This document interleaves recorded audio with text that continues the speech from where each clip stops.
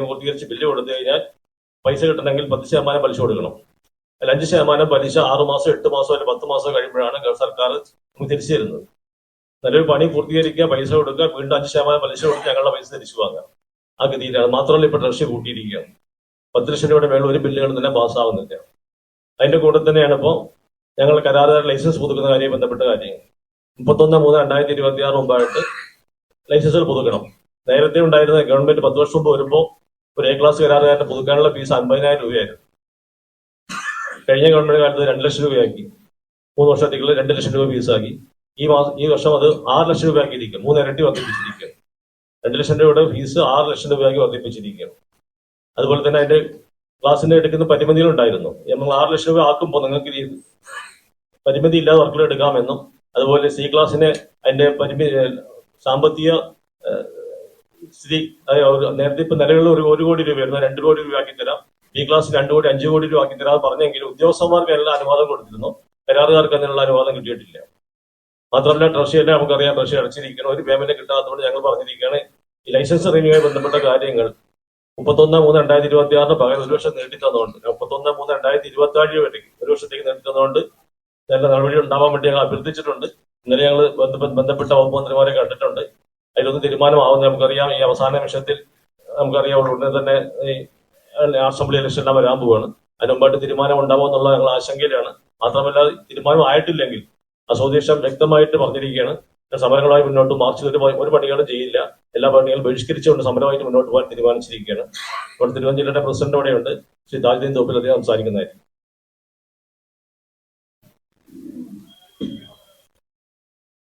എന്റെ പേര് താജുദ്ദീൻ.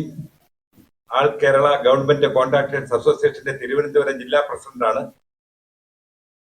കരാറുകാർ ഇന്ന് പ്രതിസന്ധിയിലാണ്.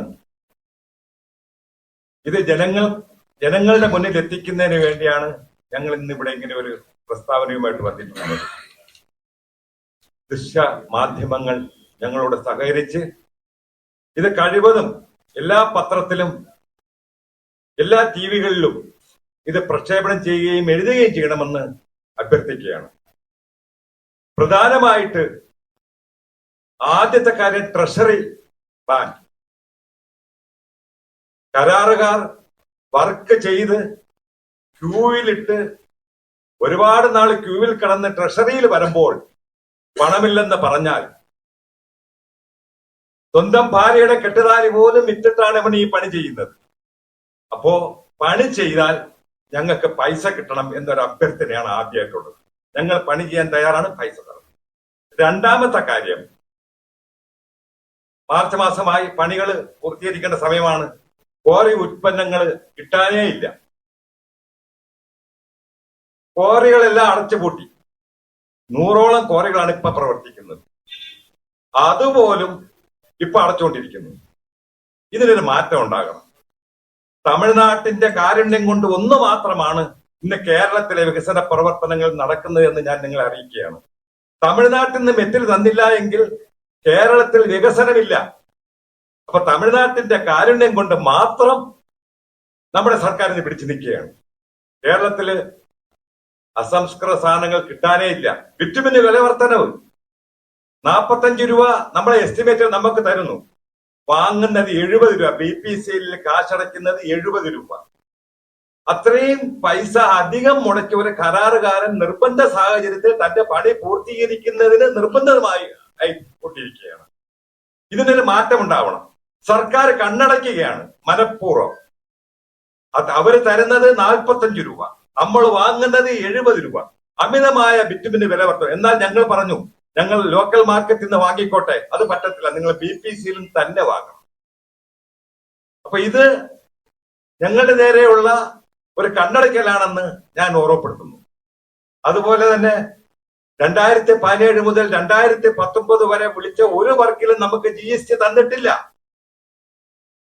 GST തരേണ്ടത് ആരാണോ റിസിപ്റ്റ് വാങ്ങുന്നത് അവസാനത്തെ കണ്ണി, അതായത് ഞങ്ങൾ വർക്ക് ചെയ്യുന്ന സർക്കാരിന് വേണ്ടിയാണ്. സർക്കാരാണ് GST തരേണ്ടത്. സർക്കാർ നമുക്ക് GST തരാതെ ഞങ്ങൾ അടയ്ക്കണമെന്ന നിർബന്ധം കാണിക്കുകയും ഞങ്ങൾ കരാറുകാരുടെ മേഖലയിൽ GST കൗൺസിൽ GST വളരെയേറെ കേസുകളും വളരെയേറെ പ്രശ്നങ്ങളും ഉണ്ടാക്കിക്കൊണ്ടിരിക്കുന്നു. ഞങ്ങൾ അങ്ങനെ ആകെ പ്രശ്നത്തിലാണ്. GST സർക്കാർ തരേണ്ടതാണ്, അടയ്ക്കേണ്ടത് ആർക്കാണ്? അത് സർക്കാരിനാണ്. അപ്പൊ തരാതെ GST ഞങ്ങൾക്ക് തരാതെ ഞങ്ങൾ ഇന്ന് പിടിച്ചു പിടിക്കാൻ വേണ്ടി നിൽക്കുന്ന ഈ ഒരു പ്രവണതയ്ക്ക് ഒരു മാറ്റം വരണമെന്ന് അഭ്യർത്ഥിക്കുന്നു. അതിന് നിങ്ങൾ പത്രത്തിൽ എഴുതേണ്ടതുണ്ട്. അതേപോലെ തന്നെ സഹകരണ സംഘങ്ങളുടെ മറവിൽ നമ്മുടെ വർക്കുമായിട്ട് ബന്ധപ്പെട്ട് പല വർക്കുകളും ടെൻഡർ പോലും ഇല്ലാതെ സഹകരണ സംഘങ്ങൾ, പ്രധാനപ്പെട്ട ഊരാളുകൾ സൊസൈറ്റി, ഇവരൊക്കെ ടെൻഡർ പോലും ഇല്ലാതെ പല വർക്കുകളും എടുത്ത് അവര് എസ്റ്റിമേറ്റ് എഴുതി, അവര് ബില്ലെഴുതി, അവര് AICTS ഒക്കെ പോയി മേടിച്ചു കൊണ്ടുവന്ന് നടത്തുന്ന ഈ പ്രവണത മറ്റ് കരാറുകാർക്ക് വളരെയേറെ ബുദ്ധിമുട്ടുണ്ടാക്കുന്നുണ്ട്. ഞങ്ങൾക്കാണെങ്കിൽ 5% പൈസ കിട്ടിയിരിക്കണം. അതേപോലെ പറഞ്ഞു അമിതമായ ലൈസൻസ് ഫീ. ഈ ലൈസൻസ് ഫീ 50,000 രൂപയായിരുന്നത് 2 ലക്ഷമാക്കി, 2 ലക്ഷം എന്നുള്ളത് 6 ലക്ഷമാക്കി. അപ്പോഴുണ്ട് കുറച്ച് കരാറുകാർ കടക്കണിയിൽ പെട്ടു ഈ വിധ അമിതമായ വില വർധനവ് മൂലം. അപ്പോ ഈ ലൈസൻസ് അപ്ഗ്രേഡും ചെയ്യുന്നത് പോലെ ഡീഗ്രേഡ് ചെയ്യാനും നിയമം ഉണ്ടാവണം. ലൈസൻസ് അപ്ഗ്രേഡ് ചെയ്യുന്നത് പോലെ ഡീഗ്രേഡ് ചെയ്യാനും നിയമം ഉണ്ടാവണം. പക്ഷെ ഇവിടെ നമ്മളെ സർക്കാരില് അപ്ഗ്രേഡ് മാത്രമേ ഉള്ളൂ, ഡീഗ്രേഡേഷൻ ഇല്ല, ഡീഗ്രേഡ് ചെയ്യുന്നില്ല. ഡീഗ്രേഡ് ചെയ്യണമെങ്കിലോ A ക്ലാസ് ലൈസൻസിന്റെ ഫീസ് കൊടുത്താൽ മാത്രമേ ആ A ക്ലാസ്സുകാരന് B ക്ലാസ്സിലേക്കോ C ക്ലാസ്സിലേക്കോ താഴോട്ട് ഇറങ്ങി വരാൻ നമ്മുടെ സർക്കാർ സമ്മതിക്കുന്നുള്ളൂ. അതെന്തൊരു നീതി? C ക്ലാസ്സിന്റെ ലൈസൻസ് ഫീസ് ഉണ്ടെങ്കിൽ അത് വാങ്ങിക്കൊണ്ട് C ക്ലാസ് ആക്കി കൊടുക്കണം. എനിക്കിപ്പോ A ക്ലാസ് വേണ്ട, എനിക്കിപ്പോ അതിനുള്ള സാമ്പത്തിക ശേഷി ഇല്ല എന്ന് പറഞ്ഞാൽ എന്നെ വർക്ക് ചെയ്യാൻ അനുവദിക്കണം, C ക്ലാസ് രജിസ്ട്രേഷൻ എനിക്ക് തരണം. അപ്പോ ട്രഷറി നിയന്ത്രണം മൂലം ഏറ്റവും കൂടുതൽ ബുദ്ധിമുട്ടുന്നത് ഈ പാവപ്പെട്ട കരാറുകാരാണ്. അതായത് C class, D class, B class. അതായത് ഒന്നുകൂടെ വ്യക്തമാക്കി പറഞ്ഞാൽ PWD കരാറുകാരും LSTD കരാറുകാരും KWA കരാറുകാരും ആണ് ഏറ്റവും കൂടുതൽ ബുദ്ധിമുട്ട് അനുഭവിക്കുന്ന കരാർ വിഭാഗങ്ങൾ. വലിയ ടെൻഡർ എടുക്കുന്ന, കുത്തക ടെൻഡറുകൾ എടുക്കുന്ന, വലിയ ടെൻഡർ എടുക്കുന്ന RDX അല്ലെങ്കിൽ വിശ്വസമുദ്ര അല്ലെങ്കിൽ കിഫ്ബി പ്രൊജക്ടുകൾ ചെയ്യുന്നവര്, KSTP പ്രൊജക്ട് ചെയ്യുന്നവര് അവർക്കൊന്നും ഒരു ബുദ്ധിമുട്ടുമില്ല.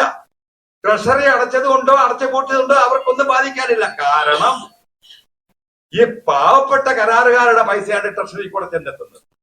അതായത് ചെറുകിട കരാറുകാരുടെ പൈസകളാണ് ട്രഷറി മുഖാന്തരം അവരുടെ അക്കൗണ്ടിൽ എത്തുന്നത്. വൻകിട കരാറുകാരുടെ തുകകൾ അത് ബാങ്കിൽ നിന്നും നേരിട്ട് അവരുടെ ബാങ്ക് അക്കൗണ്ടിലേക്ക് പോകുന്നു.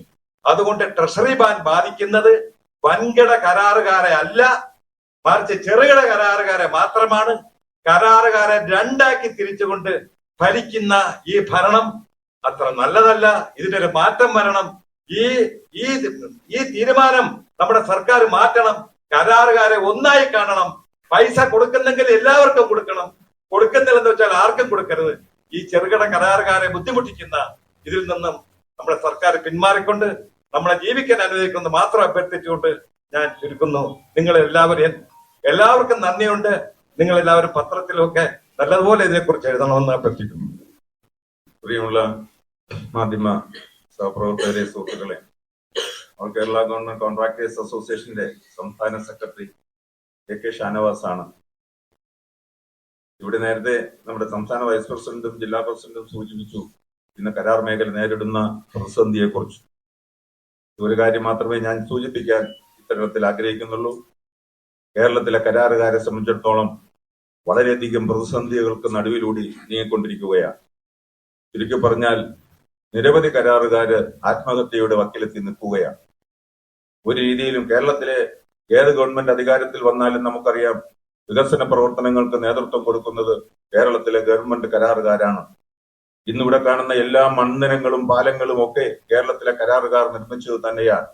ഇപ്പോഴാണ് ഊരാളുങ്കൽ സൊസൈറ്റിയെ പോലുള്ള വൻകിടക്കാര് ഇന്ന് ഗവൺമെന്റുമായി ചേർന്നുകൊണ്ട് നമ്മുടെ ഈ കരാർ മേഖലയെ നശിപ്പിക്കുന്ന രീതിയിൽ ഇടത്തരം ചെറുകിട കരാറുകാരെ ഈ രംഗത്ത് നിന്ന് ഉന്മൂലനം ചെയ്യുന്ന രീതിയിൽ ഇന്ന് നടപടിക്രമങ്ങളുമായി മുന്നോട്ട് പോവുകയാണ്.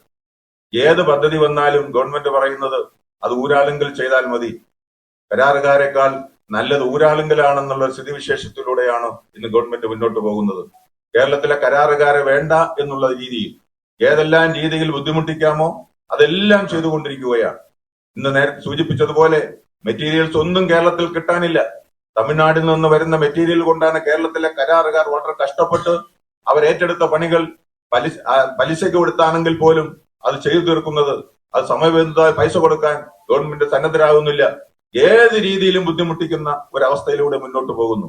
പക്ഷേ ഊരാളുങ്കലിനെ പോലുള്ള വൻകിട സംഘങ്ങളെ സംബന്ധിച്ചിടത്തോളം അവർക്ക് ഏത് വർക്ക് എടുത്താലും 20% വരെ അഡ്വാൻസ് കൊടുക്കാനും അതുപോലെ അവരുടെ പേയ്മെന്റുകൾ കൃത്യസമയത്ത് കൊടുക്കാനും ഗവൺമെന്റിന് യാതൊരു മടിയുമില്ല. ഇതിന്റെ പിന്നിലുള്ള ചേതോവികാരം എന്താണെന്ന് നമുക്ക് മനസ്സിലാക്കാവുന്നതേ ഉള്ളൂ. അപ്പോൾ അതുപോലെ ഊരാളുങ്കലിനെ കൊണ്ട് ഇന്ന് നടത്തിക്കുന്ന ഈ പ്രവൃത്തികളിൽ കേരളത്തിലെ കരാർ സമൂഹം ഒന്നടങ്കം പ്രതിഷേധത്തിലാണ് എന്നുള്ള കാര്യം സൂചിപ്പിക്കാൻ വേണ്ടിയാണ് ഞാൻ ഈ കാര്യം സൂചിപ്പിച്ചത്. പ്രിയമുള്ളവരെ, നിങ്ങൾ ഒന്നാലോചിക്കണം. കേരളത്തിലെ വികസന പ്രവർത്തനങ്ങൾക്ക് നേതൃത്വം കൊടുക്കുന്ന കേരളത്തിലെ കരാറുകാരെ സംബന്ധിച്ചിടത്തോളം അവരെ ആത്മഹത്യാ വക്കിൽ നിന്ന് പിന്തിരിപ്പിക്കണമെങ്കിൽ അവർ ചെയ്ത പണികൾക്ക് സമയബന്ധിതമായ പൈസ കൊടുക്കുവാൻ ഗവൺമെന്റ് സന്നദ്ധരാകണം. അതുപോലെ നിരവധി പ്രശ്നങ്ങളുണ്ട്. ഞങ്ങൾ ഗവൺമെന്റുമായി ചർച്ച ചെയ്ത ഒരു പ്രശ്നങ്ങൾ പോലും പരിഹരിക്കുവാൻ ഗവൺമെന്റ് സന്നദ്ധരായിട്ടില്ല. ഞങ്ങൾ ചർച്ച ചെയ്ത തീരുമാനമെടുത്ത കാര്യങ്ങളെങ്കിലും അംഗീകരിക്കുവാൻ ഗവൺമെന്റ് തയ്യാറാകണമെന്നാണ് ഇത്തരത്തിൽ സൂചിപ്പിക്കാനുള്ളത്.